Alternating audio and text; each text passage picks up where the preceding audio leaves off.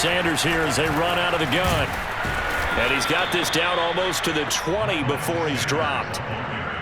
Most of their damage has been done through the air. I mean, they've rung the bell 3 times with passing touchdowns, but guess what?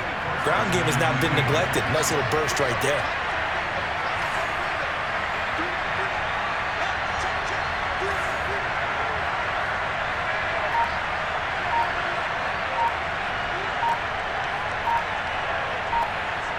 Fourth quarter, down to the final 2 minutes, and we've got a one-score game.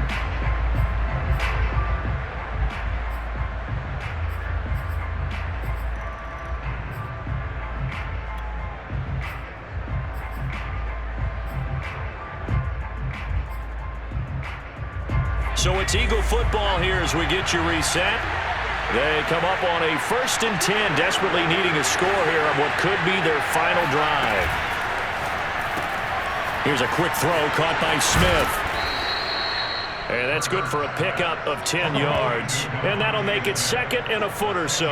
Boy, how do you let a guy get that wide open in the 2-minute drill? There's absolutely no way that that's coached or taught. That's an absolute complete breakdown on that play.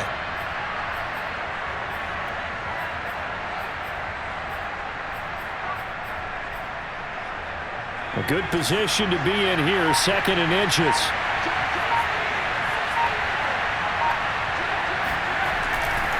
Hurts a handoff to Sanders. And here he'll get it down to the 7. That'll be a pickup of 4 as they work with his 4-point fourth-quarter lead.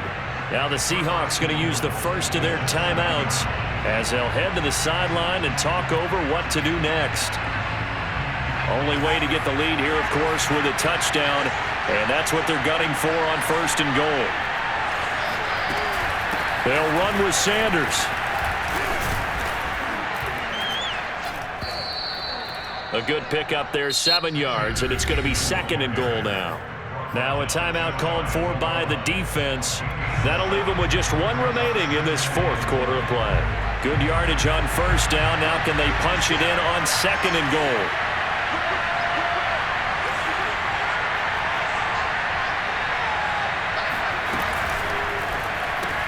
Smith catches left side. He takes it across for the touchdown, and they've taken the lead late in the final minute of the 4th. Wow, wow.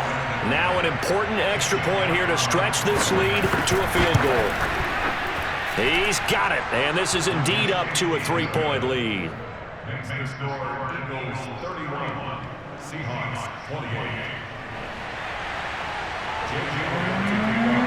Now after the touchdown, here's Elliott on to kick it away.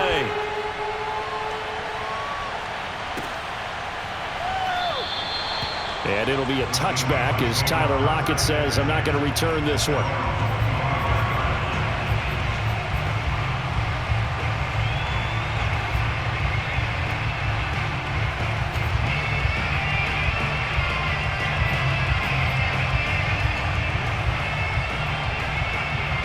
Here's the Seattle offense ready to get this drive underway. They're only in need of a field goal, a decent amount of time on the clock. So tell me if I'm wrong. You don't have to be too panicked here. No, not at all. I agree with you. And this is where your preparation and your confidence comes into play. They've worked on these situations. Yeah, they practice this all the time. They practice it all the time. They know what they want to get done. And in a lot of cases, the great competitors, they love this situation. They think they can go ahead and get it done. They practiced it. We'll see if practice makes perfect.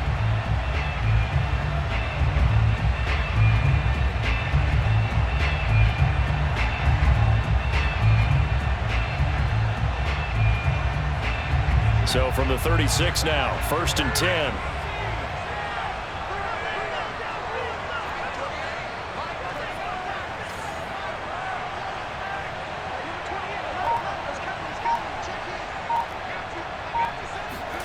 Eason to throw. Returning right back to Lockett. 5 yards on the catch there, brings up 2nd down. One thing you're hoping for when you run drag routes, you're able to hit a receiver in stride, and he can pick up a lot of yardage after the catch. But in this situation, the defense was effective, able to stop him before he could get a good head of steam going.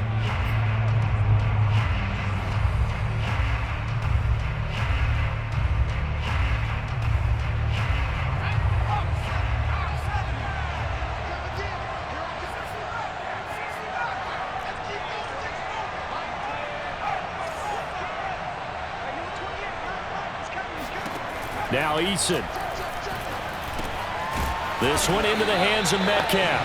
And he'll be stopped after a very short gain, and now you're looking at 4th down. Eason. They stop him for only 3 that time, and that'll bring up 4th down. And they will get the conversion on 4th down to stay alive, but time, not an ally.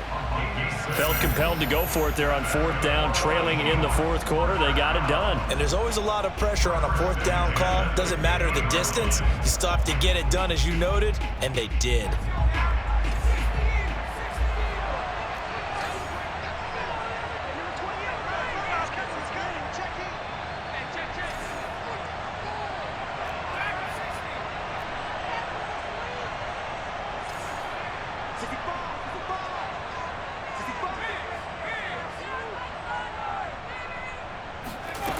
He'll look to throw. Oh, this is taken in. It's complete. He's going to go out of bounds, but he takes this one down just shy of the 20. And here we are in the 4th quarter, partner, and watch them drive for what would be a go-ahead touchdown. And you and I both know this is where you need a quarterback who can keep his cool back there. Not just for himself, but to keep the rest of the team relaxed too.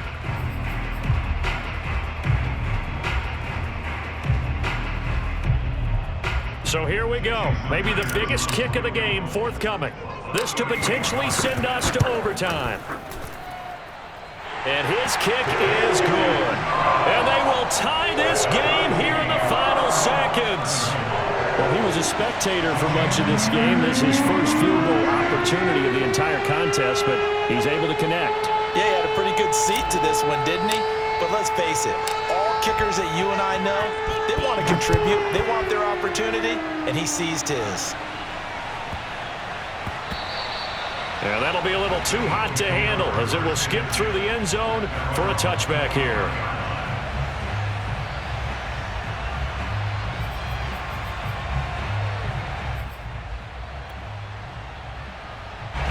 The Eagles offense set to begin their next drive. Tie game, and barring something incredible here, we're likely headed to overtime. What I would do is either hand it off inside or more likely I take a knee and let the clock run out. Because if I'm back there trying to throw and a sack happens, the ball comes free, I can lose the game here. And this is going to be intercepted.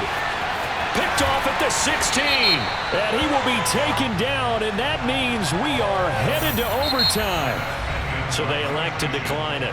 And why not? Just go ahead and let the play stand, and they'll take that. And here in overtime, if the team that receives the ball scores a touchdown, it's over. If they don't, we can still have some more football. That's exactly right. If they go down and kick a field goal, the other team gets a possession to either match it or score a touchdown to win the ball game. If both teams kick field goals, the next team to score wins. But if the receiving team throws a pick six or fumbles the ball and it gets picked up by the defense and they score, the game is over at that point. Here's Homer to return. And they're going to start this drive in pretty good shape as they get it up past the 30.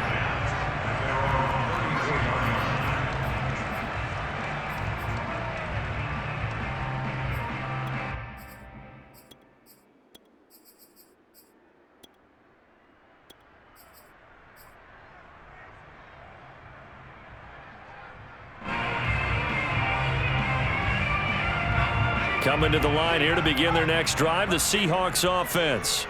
They control their own destiny here. They have the football in overtime. Obviously, a touchdown would win it. And I think teams around the league are still adjusting to the idea of going downfield, scoring a touchdown wins the game, because they were used to just going downfield and trying to get in field goal range to win a game.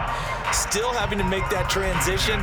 Let's face it now, the ones who are doing it best know they need to go down, attack, put the ball in the end zone, and not leave it up to a field goal and give the other team a chance. Yeah, as we said, they control their own destiny now.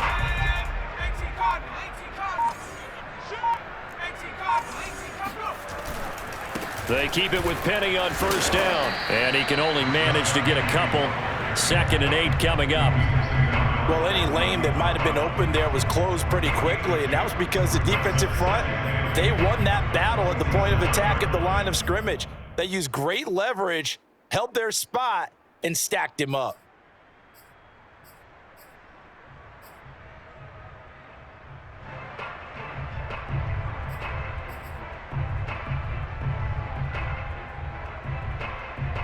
8 yards to go on second down.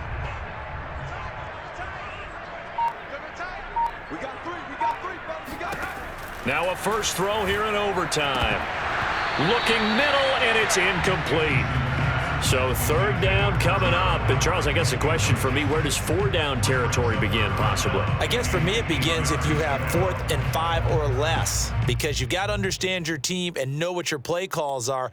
What do you have that you think you're confident that you can pick up that type of yardage? It might be 4th and 3 for some teams, but I think anything under 4th and 5, they'll think about going for it.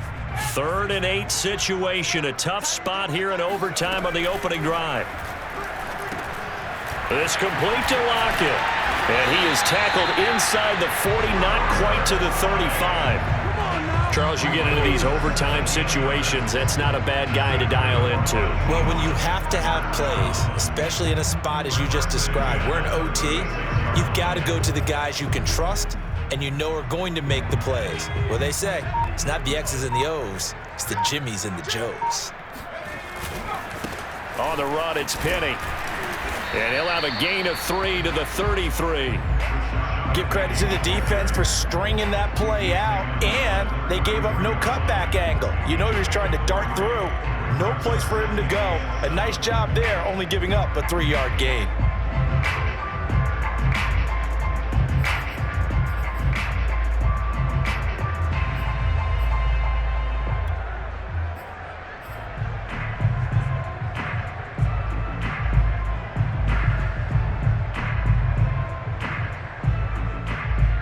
Coming up on 2nd and 7. Eason sets to throw it. Flush to his right. And that falls to the ground, incomplete. A nice job of bodying him up defensively, and now it brings up 3rd down. Well, he certainly did a nice job improvising there, extending the play, hoping someone would come open downfield, but they never did. Got to get to the 26 for a first. This is 3rd down.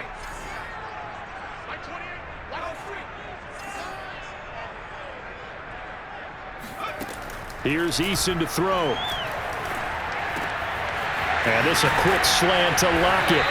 And he has another first down as they'll get the ball down to the Eagles' 14.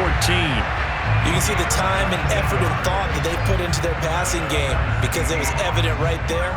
It looks like a simple pitch and catch, but you and I both know that they have planned for this and worked hard to make it happen.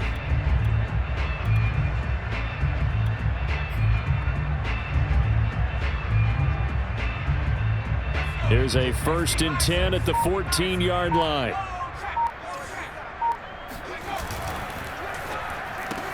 They'll get this out wide to Metcalf.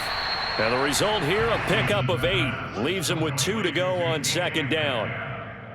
It's a gain of 8. Brings up 2nd and 2 at the 6-yard line.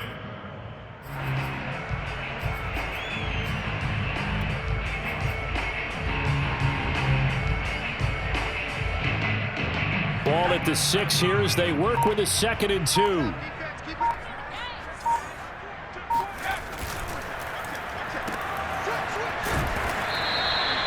Shaping up to be a very efficient opening drive here in overtime. And can you feel the tension building? Because I'm feeling it. All right, I've got the sweaty palms here with each play because of the enormity of what's going on. Each play means so much in overtime, and they're handling it well as this drive continues.